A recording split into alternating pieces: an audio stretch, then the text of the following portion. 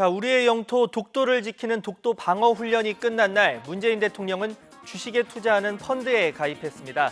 5천만 원을 넣었습니다. 영상 보시죠. 자, 서울의 한 은행 창구입니다. 손님은 다름 아닌 문재인 대통령인데요. 태어나서 처음으로 펀드를 만들기 위해서 은행을 찾아 꼼꼼히 은행 직원의 설명을 듣고 있는 겁니다. 주식이나 주식형 펀드도 해봤다. 없었습니다. 아, 없으세요? 예. 아, 그러시군요. 그러시면은 주식도 한 번도 안 해봤어요. 네, 대통령이 난생 처음으로 가입한 펀드 뭔지 궁금해지는데요. 소재와 부품 그리고 장비 관련 경쟁력을 갖춘 국내 기업에 투자하는 펀드입니다. 운용 보수의 50%를 기초과학 분야 발전을 위한 장학금 등으로 공익기금으로 적립을 하는 일종의 애국 펀드라고 볼 수가 있습니다. 또 소재 부품 장비 지원하는 것으로 그렇기 때문에 아주 정말 착한 펀드.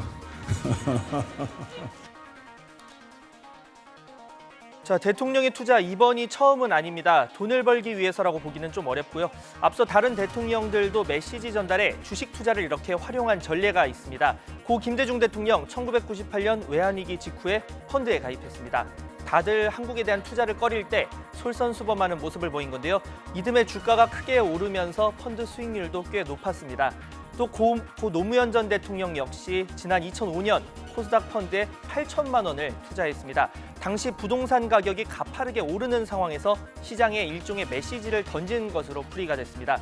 또 이명박 전 대통령은 금융위기 당시 주가 지표에 따라서 수익이 결정되는 인덱스 펀드를, 그리고 박근혜 전 대통령은 엄밀히 말하면 펀드는 아닌 공익 신탁이긴 하지만 청년 희망 펀드에 자금을 넣어서 정부 정책을 강조했습니다. 다만 이후 기업 총수들이 수십에서 수백억을 따라서 기부하면서 관제 논란이 일기도 했죠.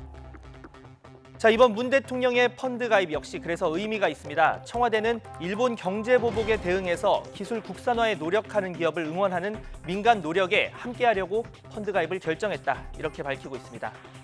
그런데 최근 상황이 녹록하지만은 않습니다. 아베 정권 지지율 그 사이 더 올랐습니다. 요미우리 신문의 여론조사 결과를 보면요. 아베 정권 지지율이 58%로 지난달 조사보다도 5%포인트 상승한 겁니다. 한국 때리기를 지지층 결집에 활용하려는 아베 정권의 노림수가 작용한 것으로 풀이가 되고 있습니다.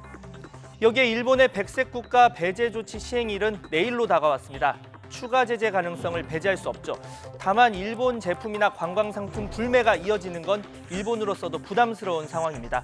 실제 8월과 9월 한국에서 오사카로 가는 단체 여행객이 지난해 같은 기간보다 20에서 최대 80%까지 감소한다, 이런 일본 언론 보도가 있었고요. 또 오사카부의 호텔 22곳을 상대로 조사한 결과 절반 정도는 한국인 투숙객이 이번 달 지난해 같은 기간보다 50% 넘게 감소할 것으로 예상했습니다. 아마 그대로 실행을 하더라도 문제가 되는 게, 이게 다시 한국이 제2의 보복 조치로 훨씬 더 불매운동이 강화된다고 생각을 하면 이 부분은 좀 난처하게 생각하고 있는 거죠. 물론 우리에게도 타격이 적지는 않을 것으로 보입니다. 국제신용평가사죠. 무디스는 한일 무역 갈등이 우리에게 미치는 부정적 영향이 더 클 것이다, 이런 분석을 내놓았습니다. 일본이 제품 불매와 또 관광 수요 감소 영향을 받긴 하겠지만 한국 제조업 영향이 더 심각할 것이라는 분석입니다. 그러면서 한국의 올해와 내년 성장률 전망치를 각각 0.1%포인트씩 하향 조정했는데요. 이와 관련해서 우리 정부는 공개된 것보다 더 많은 대책이 있다며 일본의 태도가 바뀌기 전까지 원칙에 입각한 흔들리지 않는 대응을 강조하고 있습니다.